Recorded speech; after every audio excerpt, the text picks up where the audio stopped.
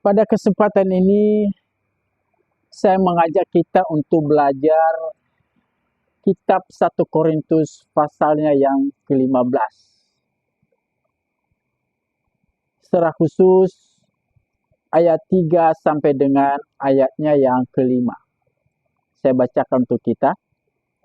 Sebab yang sangat penting telah kusampaikan kepadamu, yaitu apa yang telah kuterima sendiri, ialah bahwa Kristus telah mati karena dosa-dosa kita sesuai dengan kitab suci, bahwa ia telah dikuburkan dan bahwa ia telah dibangkitkan pada hari yang ketiga sesuai dengan kitab suci, bahwa ia telah menampakkan diri kepada Kefas dan kemudian kepada kedua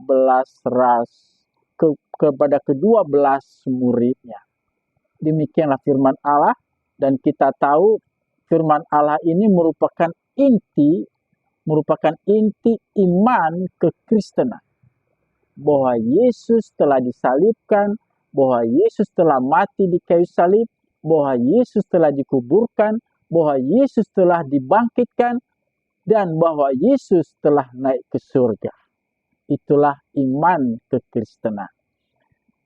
Pertanyaannya adalah, kenapa di dalam 1 Korintus 15 ini secara khusus Rasul Paulus membahas tentang iman Kristiani tersebut? Alasannya kita bisa baca di dalam ayat yang ke-12, di mana narasinya demikian. Jadi bila mana kami beritakan bahwa Kristus dibangkitkan dari antara orang mati, bagaimana mungkin ada di antara kamu yang mengatakan bahwa tidak ada kebangkitan orang mati? Dengan kata lain, pada zaman itu, di mana sebagaimana kita ketahui bahwa kitab Korintus yang pertama ini ditulis dan dikirim oleh Rasul Paulus kepada jemaat di Korintus pada sekitar tahun 53 atau 54 Masehi. Dengan ayat yang ke-12 ini menunjukkan kepada kita bahwa pada zaman itu telah ada Injil yang lain. Telah ada Injil palsu. Telah ada Injil yang mengatakan ini Injil, ini berita Injil, padahal sebetulnya bertentangan dengan Injil yang sejati. Nah, tentunya kita penasaran apa sebetulnya ajaran tersebut yang berkembang pada saat itu. Nah, untuk menjawab hal itu tentunya ada beberapa kemungkinan, di mana kemungkinan yang pertama adalah hoax yang dikatakan oleh para tua-tua Yahudi kepada serdadu Romawi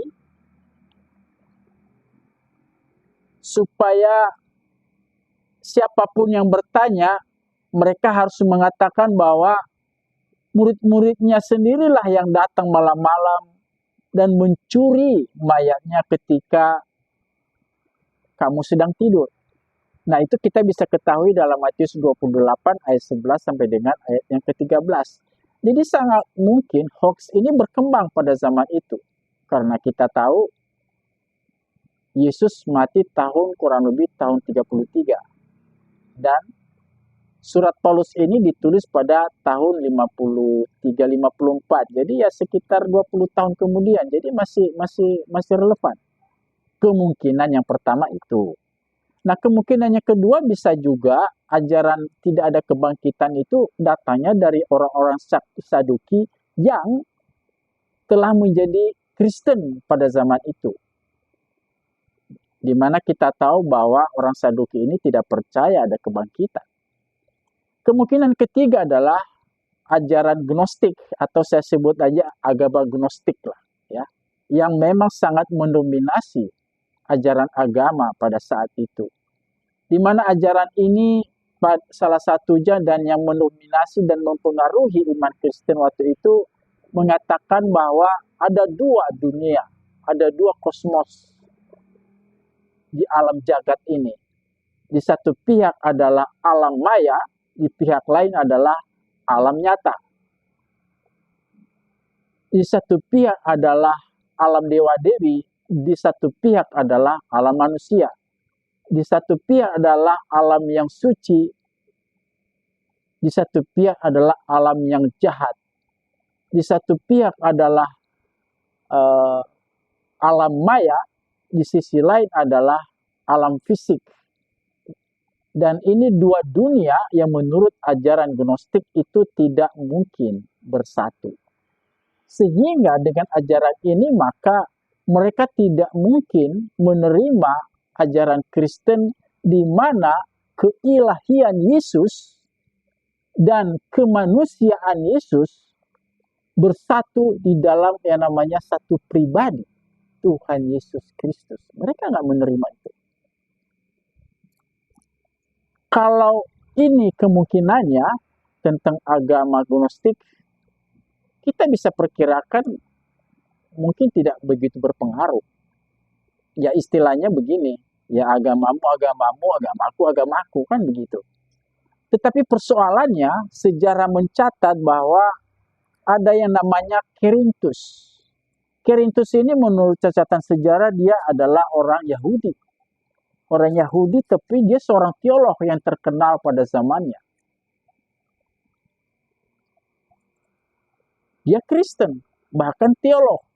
Dia mengajarkan Injil, tapi ternyata berita Injil yang dia sampaikan adalah dia campurkan antara ajaran Gnostik dengan ajaran kekristenan. Di mana dia mengatakan bahwa Yesus itu tidak benar-benar sang ilahi. Intinya dia menyangkali keilahian Yesus. Dengan kata lain, dia menyangkali bahwa Yesus 100% Allah dan juga 100% manusia. Dan sangat mungkin ini yang mempengaruhi iman kekristenan waktu itu. Dan tentu saja berita ini sampai kepada Rasul Paulus, sehingga Rasul Paulus merasa penting untuk mengklarifikasi ajaran-ajaran yang demikian, yang bertentangan dengan Injil yang sejati. Sehingga kitab Korintus yang pertama di pasal 15 ini memang sangat relevan pada kebutuhan jemaat Kristen pada zaman itu.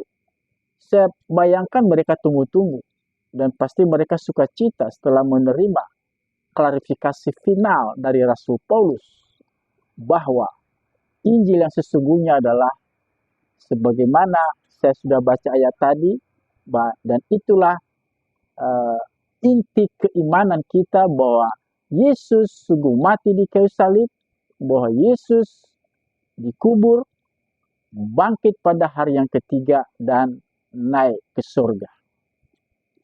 Nah pertanyaannya, apa relevansi kitab Korintus Korintus pertama pasal yang ke-15 ini bagi kita sekarang ini?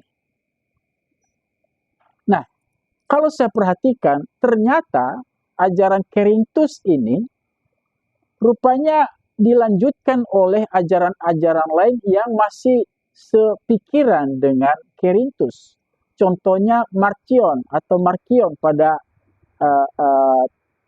sejarah mencatat tahun 1100 ya, 144 Masehi, ya, di mana dia mengajarkan bahwa Yesus itu tidak benar-benar Tuhan. Dan ajaran ini begitu mempengaruhi orang Kristen pada zaman itu.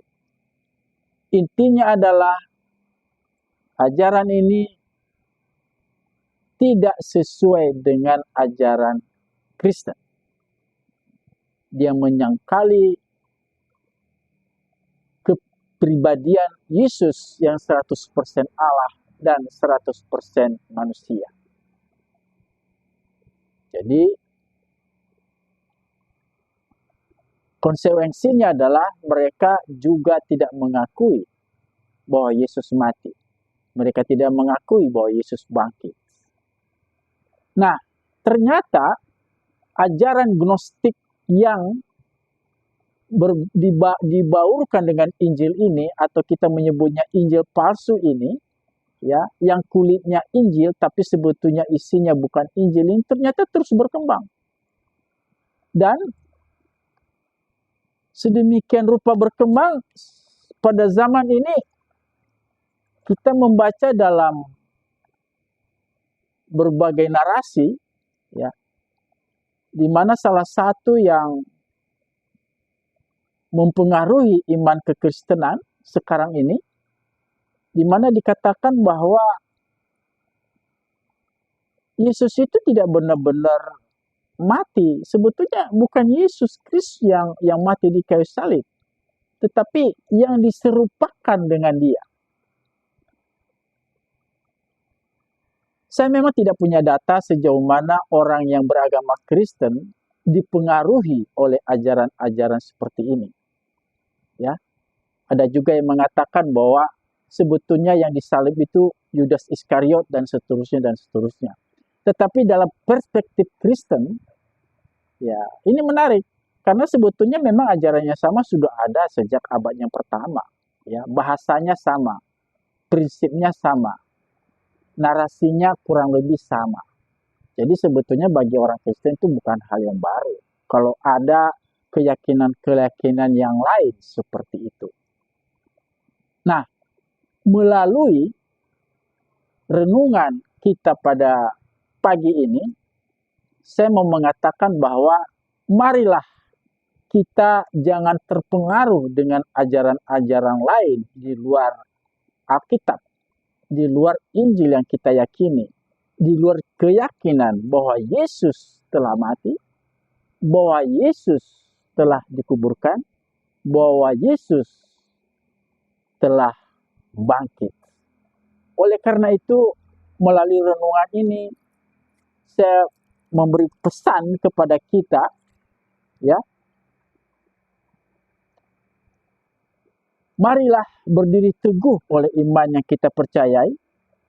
Jangan goyah dengan ajaran-ajaran yang sebetulnya dari dulu memang sudah ada sejak Kristen berkembang dari abad pertama. Tetapi marilah kita giat selalu dalam pekerjaan Tuhan. Sebab kamu tahu bahwa dalam persekutuan dengan Tuhan Yesus, jerih payah kita tidak pernah sia-sia.